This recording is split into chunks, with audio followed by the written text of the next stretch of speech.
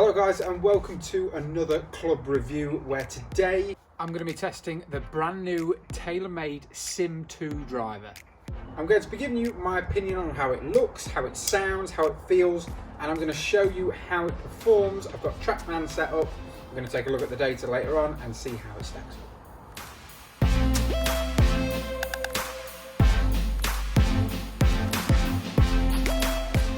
Now those of you who know me well will know I've gamed TaylorMade drivers in the past. I absolutely love them. I think they really do dominate the driver market. They release really exciting product year in, year out, and to be honest, it sells really well as well. Now last year's driver, which was the original SIM, did really well. Sales were really high in comparison to other brands. It was a super popular driver. I think it's just what TaylorMade needed, moving away from the M range, which was super successful, but I think they needed that little bit of a new edge to their drivers, and they've done that through means of a new name, this shape in motion story, which is designed to be more aerodynamic in the most crucial part of the golf swing. Now the noticeable difference in this year's model against last year's and a lot of the previous generations of TaylorMade drivers is we no longer have that sliding weight adjustment. Now personally, I quite like having that sliding weight, particularly as a custom fitter. It allows you to just customize the driver a little bit more specifically to the individual, but all in all, I don't think many golfers really tinker with it too much. I think once it's preset from a custom fit, most players won't really touch that. So I don't think it's going to be missed greatly in terms of how the consumer feels about it, and I'm sure it won't affect the performance too much as well. It was very small, moving that weight up and down did play a part, but it was a very small small difference it made. The noticeable difference between this year's driver against last year's is this ring around the back. So you see this kind of fluorescent blue ring that kind of wraps around the back of the crown. If I'm honest, when I first saw the driver, it did kind of remind me a little bit of the colour in the old Nike Vapor driver. They brought out a driver with this very similar kind of neon blue finish to it. Don't dislike it at all. I think it's good. I think it stands out on the shelf as well. I think it'll really appeal to golfers.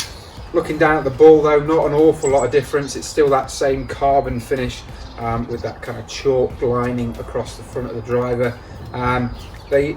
The ports in the face, so we had speed injected face in the last few drivers. Those ports have now been moved to the side of the driver, so you see they're injected into the toe end.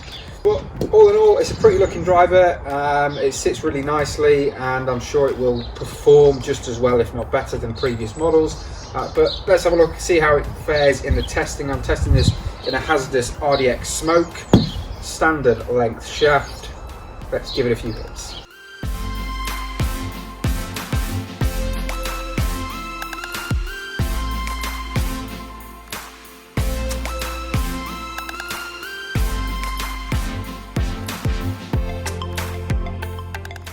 Now it won't come a great surprise that I enjoyed hitting this driver. It sounded and felt great. I haven't taken too much of a dive into the numbers yet. I've just seen briefly some ball speed, and it certainly looks decent. But it'll be interesting to see how not having that weight adjustment and being able to tailor it exactly to my spin rates will affect the numbers. You know, will it potentially not optimize for my game if I can't move those weights around and tailor it to the exact spin rate that I need to maximize my distance. But we'll take a look at the numbers and see how it got on. So the moment of truth, let's take a look at some of the data and see how the SIM 2 performed on TrackMan. Okay, so we're getting decent ball speed and smash factor, resulting in a carry of just over 260, which is absolutely fine, and a total distance of 283, which is pretty long. That's exactly where I'd like to see things. However, the one thing that does stand out to me is that spin rate is a little bit too high, sitting at 2,700. I'd prefer to see that kind of at 2,200, maybe 2,100 would be ideal for me. And again, just going back to what we talked about at the start of the video, without having that adjustable weight system, we're not able to get that weight forward, so towards the face of the driver, and drop that spin down quite so easily. There's other methods of doing it. We can look at other shafts to try and bring the spin down, so it's not the end of the world. But I do think, from a custom fit point of view anyway, I do prefer to have that adjustable weight system. It just makes life a little bit easier when you're trying to just tinker with spin numbers. But that aside, driver performed really, really well, really enjoyed hitting it. As you can see from the dispersion, barring kind of 2 hits, so one that was a little bit wildly left and one that was wildly right, other than those 2, a really nice collection of drives. They're really kind of centered down that target line. So I was really pleased with, you know, how many fairways that would find if you took all those shots. There's only 2 out there that would potentially miss the fairway. The rest are all pretty much down the middle. So really impressed with that in terms of dispersion. And this, you know, generally the numbers looked pretty good. Spin loft, ball speed, launch angle, height. Again, the spin a little bit high for my liking. It still fits within the blue, so we're still optimizing distance on most shots. But again, it's just a small thing that I think I would personally prefer to see back in TaylorMade drivers, having that adjustable weight system.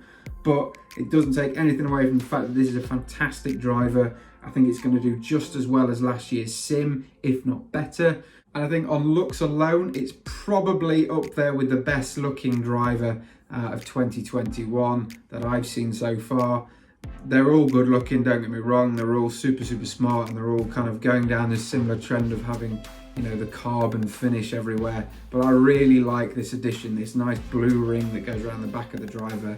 It's not too distracting when you're down looking at a dress, but it looks really, really nice when it's in your golf bag. And it comes with a decent head cover as well. Head cover is quite important. I think, you know, it's what you're looking at when it's in your golf bag. It's what people see. And it has a really nice head cover. They all make good head covers now, don't get me wrong. But I quite like the black and white with that little bit of blue in it as well. Guys, if you enjoyed the video, then please do smash the like button down below. If you haven't already, then make sure you subscribe to the channel. It really helps in growing the channel and providing you guys with more and more golf related content. Subscribing is totally free, so make sure you click that down below. And if you want to be notified each time a new upload is released, then just tick the notification bell.